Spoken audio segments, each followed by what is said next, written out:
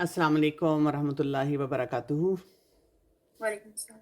Nahmaduhu wa nusalli ala rasulihil kareem. Amma ba'd, fa'auzu billahi minash shaitanir rajim. Bismillahir rahmanir rahim. Rabbi shrah li sadri wa yassir li amri wahlul uqdatan min lisani yafqahu qawli. Alhamdulillah, we entered the month of Ramadan. It is so much important to clarify your concepts through the lens of Quran. A lot of time when you're young, you are very impulsive and you are into instant gratification. And because of that, what happens is when we have a certain question, something is bothering us, something that we are sort of desperately seeking answer for. And if we don't get immediate answer, we feel put off or we feel sort of dissatisfied, and then it becomes very difficult for us to practice a certain concept. But the most important thing that we have to understand is that, to have a better grasp of difficulties we face in life, things we want to improve, things we want to learn and practice, we need to have a very sound foundation. And that sound foundation comes from Quran, like directly going over the text and also understanding Quran cover to cover. The more understanding you have from Quran, the more you will be able to understand or sink in the answers you will get from different experts related to whatever issue you're facing. So, Ramadan, today what I wanted to do was give you this understanding why it is important to have a connection with Quran. When we talk about Quran and connection with Quran, I love this part of the verse from Quran. Huwa khairum mimma yajma'un. This is better than anything that you're hoarding. So for a minute, think what is your passion? What is something you're desperately seeking? What is something you're dreaming about day in, day out? Oh, this is my dream. This is something ultimately I want to have in my life. And Allah subhanahu wa ta'ala says that delete that thing or fade it out from your life and replace it with Quran. Because if you have Quran, a lot of your dreams will become very streamlined. It's not like you will have to give up on your dream, but you would understand where to place that dream. Our life, in fact, is like a jigsaw puzzle. And what we do is when we're picking different pieces and we're trying to join them, and if we're joining a wrong piece somewhere, that's where our frustration is. But Allah subhanahu wa ta'ala sometimes is telling us, look, it is a different spot.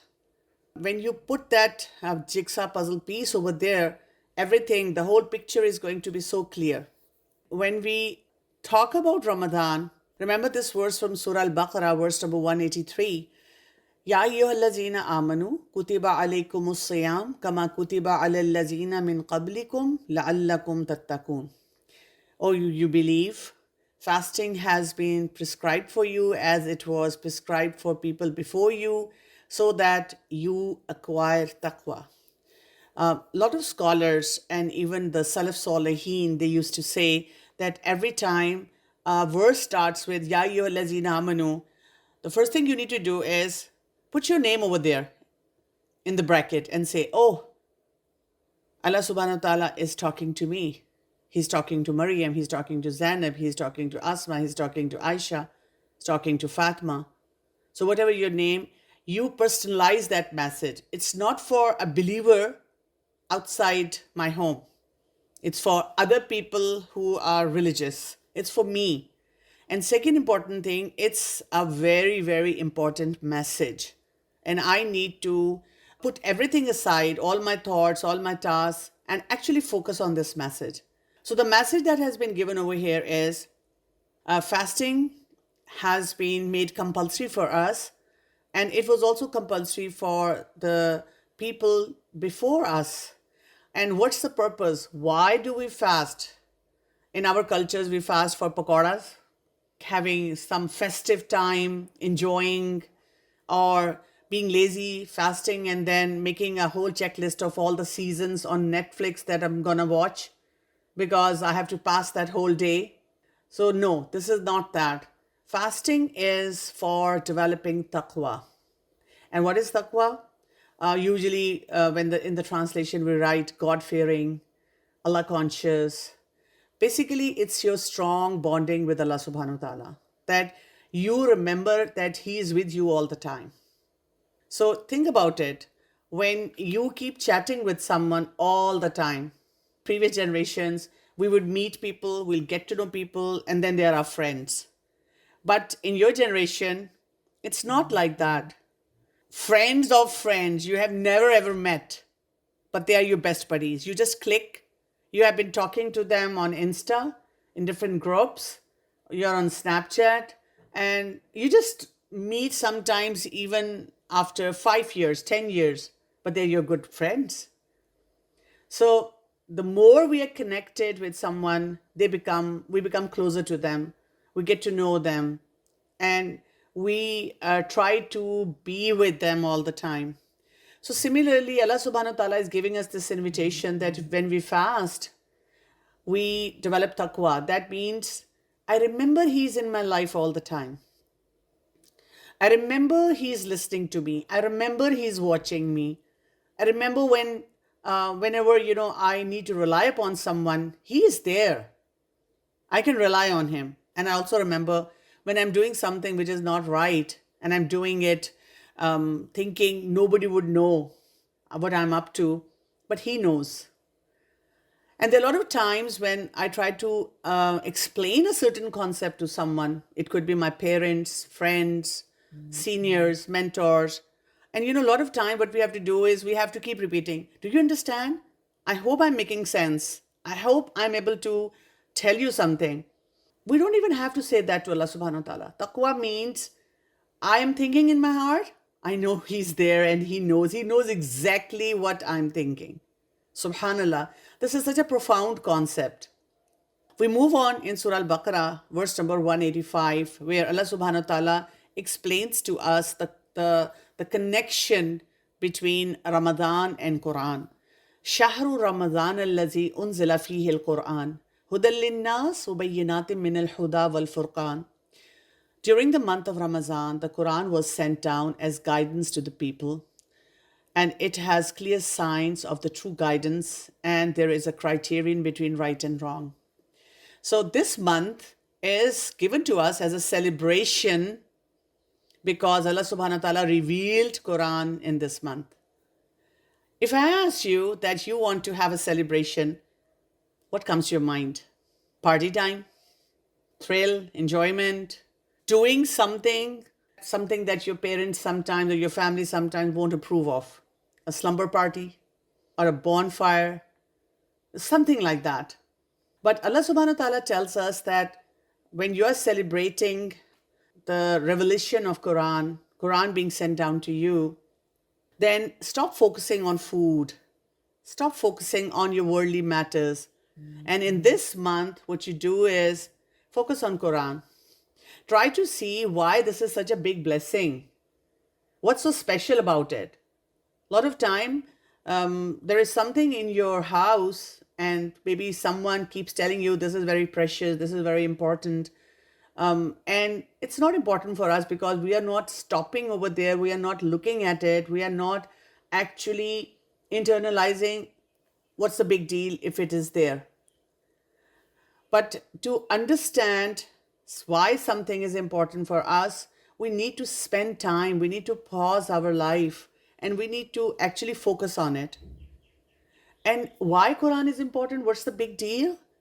Hudal linnas. This is for the guidance of all mankind. So imagine for a minute that you have to meet someone. You ask them for a pin location. We get a pin location and we land in the most deserted area. The Google map confuses us sometimes even more. But imagine that your network is not working or someone was not able to send you a pin location and you have to approach that particular spot through just finding that the postal address that has been sent to you, or if it is not even complete, you'll be so lost. So Quran is like a pin location in our life. Hudal linnas. And it's not just for the believers. Linnas, all mankind. Look around. Look at your friends. who have no introduction to Quran, who are not following many practices that you are, and how lost they are. They are into multiple relationship. They are into same-sex relationship. They want to explore different kinds of haram things. They are into drugs. They hate their parents. I know sometimes even we as Muslims, we hate our parents because they are trying to control us in a certain manner. But still, we always tell ourselves, oh, they are my parents. And Quran says, I need to have a better relationship with them. So we control our emotions and we try to understand their narrative. But we look around at people who don't have this guidance, how lost they are. That is why whenever you'll meet a certain revert, they would be finding Quran and Islam so precious and so dear to them. And then Allah subhanahu wa ta'ala says over here, وَبَيِّنَاتٍ مِّنَ الْهُدَى وَالْفُرْقَانِ. And the guidance in Quran is clear, crystal clear. You can sit every day and take 15 minutes of your time and just go over the running translation, whatever you have with you. Even then, the concepts are going to be clear. You would know very basic things. For example, you have to pray 5 times a day. For example, you cannot use bad language. You cannot lie. You cannot cheat. You need to focus on the environmental pollution. Environment is important. Animals are important. Females are important. Respect for everyone is important. These are such crystal clear things which have been mentioned in Quran and related to all aspects of life. And wal Furqan. Furqan means when we are in a situation where we have to take a certain decision, you understand what is right, what is wrong. It's like you look at something which is black and I ask you what is it and you say black. And when you look at something which is white, I ask you what is it and you say white. You don't even have to think another minute. And sometimes when it's an in-between shade, you're like, it's grayish white, it's blackish something, blackish blue. No, Furqan is you instantly hit what is right, what is wrong. And we look around ourselves, a lot of people are lost in these areas. Even we, when we are practicing Islam, but we are not actually connected to the main source, we don't spend too much time with Quran, we are also lost. And we keep talking to someone, I'm such a fool, I make so many blunders. And sometimes I mess up so badly and I just I know I feel like having this thing and then I have it and then I'm not happy. It could be anything that you're doing. It could be just simply eating food. You have a fudge cake in front of you and you're like, I need to lose weight. And you're like, I'm not eating. And then you eat and then you're like, oh my God, I just consumed so many calories. I shouldn't have done it. It could be you are so upset with a friend and you keep telling yourself all day, I'm not gonna say anything to her for sake of Allah subhanahu wa ta'ala. And then she says something and you just burst out on her. You were so angry. And she's not able to understand why did you behave in a certain manner. Why? Because you're not explaining it to her. There's so many confusions the whole day. But Furqan means I know I'm angry and maybe I need to sit down and talk to her. Or I need to analyze my anger. That is Furqan. You understand the situation and you take appropriate decisions. And that is why Allah subhanahu wa ta'ala says over here, فَمَنْ شَهِدَ مِنْكُمُ الشَّهْرَ فَلْيَصُمْهُ. So whoever lives to see the month should fast. Whether you have your exam, whether it's summer, it's winter, you feel you can diet, but it's very difficult for you to fast because you're not used to it. You're used to intermittent fasting, but you're not used to Islamic fasting. No, whatever it is. Unless there is a valid reason that has been given to us in Quran and Sunnah. As we move on, Allah subhanahu wa ta'ala says, يُرِيدُ اللَّهُ بِكُمُ الْيُسْرَ وَلَا يُرِيدُ بِكُمُ الْعُسْرَ. Allah subhanahu wa ta'ala doesn't want difficulty for us. He wants no hardship for us. He wants ease. And just limited number of days that we have to complete. We need to just glorify Allah subhanahu wa ta'ala. At the end, the verse says, وَلَعَلَّكُمْ تَشْكُرُونَ. So that you have gratitude. So subhanallah, imagine that from taqwa, developing our relationship with Allah subhanahu wa ta'ala. Now we move on to a verse where it says, you will have gratitude. And people who have gratitude in their life, they are so optimistic. They love their life. They enjoy their life. And we all go through those phases when we have everything, but we are not happy.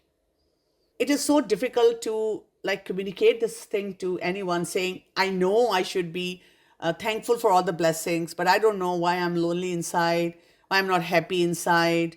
I don't know what's bothering me, and I'm not able to find the answers. And it is so hard for me to talk to anyone because the moment I utter this word, I'm bored, I'm not happy, I don't know why I'm going through anxiety, I don't know why I'm depressed. And I'll get a big lecture from my elders telling me, you should be thankful to Allah subhanahu wa ta'ala. He has given you so much. Look at people who don't even have food, who don't even have this thing. And my inside tells me, oh my God, I know this. I'm talking about something else. And you know why? Because we are not very strongly connected with Quran. That is why we go through all these kind of turmoils and feeling, because basically our body is craving for that connection with Quran, that we need to have that strong connection. So we move on to Surah Al-Baqarah, verse number 186, where Allah subhanahu wa ta'ala beautifully says, وَإِذَا سَأَلَكَ عِبَادِي أَنِّي فَإِنِّي قَرِيبٌ. O Muhammad sallallahu alaihi wasallam, when my servant asks you about me, tell them I'm quite near. فَإِنِّي قَرِيبٌ. أُجِيبُ دَعْوَةَ الدَّاعِ إِذَا دَعَانِ. I hear and answer the call of caller whenever he calls me. فَلْيَسْتَجِيبُوا لِي. Let them listen to my call. وَلْيُؤْمِنُوا بِي. And believe in me. لَعَلَّهُمْ يَرْشُدُونَ. Perhaps they will be guided rightly. Subhanallah. So imagine you send a message to your friend and you get this indication she has seen it and she has not responded for 6 hours or a whole day. Or imagine you have sent her a text, she has not even seen it, but you're sitting with another friend of yours and she is immediately responding to the message of that friend. How does it feel? Terrible. But Allah subhanahu wa ta'ala here says, I see and I immediately respond. And there is no connection breakage. I don't block anyone. I'm there. All you have to do is keep calling me, keep connecting to me. Like whenever you're trying to, you're sad, you're upset, and you're trying to put up a post on Insta or Snapchat or talk to someone, just pause for a minute and ask yourself, did I first call Allah subhanahu wa ta'ala? Did I connect with him? Did I pour out my heart to him? Because with rest of people, sometimes people can misunderstand, people can misuse the information I'm going to share with them. One day there is someone who is very close to me, and maybe after a few months we don't get along and she has all my secrets. Oh my God, what do I do now? But with Allah subhanahu wa ta'ala, it's a constant connection. And that is why the more you connect to him, the more secure you are in all the happenings in your life. Life becomes so much streamlined. It's not like you won't have challenges. Definitely Allah subhanahu wa ta'ala is going to test us all the time. But with these tests, we are going to get a lot of peace. We are going to get a lot of direction. We are going to understand what principle or what formula should be applied in what place. So this is like a big concept that we get related to Ramadan. And over here, we do understand Quran is the word of Allah. And this has been sent down for the guidance of mankind. It's not an ordinary book. And in this, basically, we are having a conversation with Allah subhanahu wa ta'ala. He's talking to us. This is Kalamullah. These are the words of Allah subhanahu wa ta'ala. And let's look at how Sahaba, when they were the first recipients of those messages, when the verses from Quran was being revealed on Prophet sallallahu alaihi wasallam, and they saw it in front of their eyes. I mean, for us, it's a book in our rack. Yeah, it's a divine book, but sometimes we don't have a very stable relationship with it. But let's look at the companions, Sahaba, what did they do? And even the Sahabiyat. Those who heard it for the first time, it was like a living reality for them. And They were totally in awe. Their minds, their hearts, they were totally seized. And they would cry whenever the verses were revealed to them. And they found it very strongly relevant to their life. They were immediately applying it in their life. That is how they were completely transformed. That is how they became world leaders. Allah subhanahu wa ta'ala made them the most successful people in history. And this is exactly what we have to do. It should be a living reality for us. Every time I'm going through a challenge, I need to go back to Quran. I need to see, okay, what are the verses which will be giving me answer to my question? I shouldn't be looking for a shortcut question. Can I do this? Or shouldn't I do this? Should I be doing this or not? Tell me yes or no. Don't give me a lengthy answer. No, when we are connected, then we understand. We understand why Allah subhanahu wa ta'ala is stopping us in a certain place. Because when you are picking and choosing verses, and sometimes you're just listening to certain lectures and you are not happy, you're like, I'm not able to digest why Muslims did that or why Islam tells us to do something. I know there must be a wisdom behind it, but it's beyond me at this moment. So, all your concerns, you can list down in your mind whatever is bothering me every day, whatever is bothering me about my vision in life, whatsoever, the answer is over here.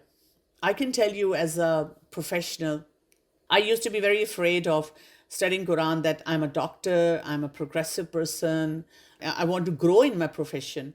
I also have a feeling that if I connect to Quran, if I go to a Quran class, then I might not be able to practice my profession. But subhanallah, the moment I started studying Quran, it was like I got a scanner, what should I do and what I shouldn't do. I got a boundary where I need to put a stop. My best growth period started coming when I became a Quran student. We being intellectual, what we need is awareness and awakening. That's what we are always looking for. Allah subhanahu wa ta'ala has given us an IQ and EQ through which we are always in quest of learning. Whenever we want to connect to Quran, this is something we want to know. I want to know what are my rights and how they can be exercised. I want to know what are my responsibilities and practically how I can fulfill those responsibilities. I also want to understand my career choices, what the future holds for me. If I have a certain ideology or I see things in a certain perspective, what Islam says about it. These are our basic things that we are always trying to find answers for. But as I said, ironically, what we do is we are just looking for shortcut answers. We are listening to a speaker and then we are trying to grade the speaker. A grade, B grade, C grade. I'm convinced, I'm not convinced. No, what we need to do is, first of all, try to see how Allah subhanahu wa ta'ala guides us in Quran directly. Once you study cover to cover, starting from Surah Al-Fatiha and ending at Surah Nas, this is going to blow away your mind. The way things have been placed, how Allah subhanahu wa ta'ala guides us, how He transforms our life, or how He shows us that light, that clarity to live in this world, which is loaded with confusions.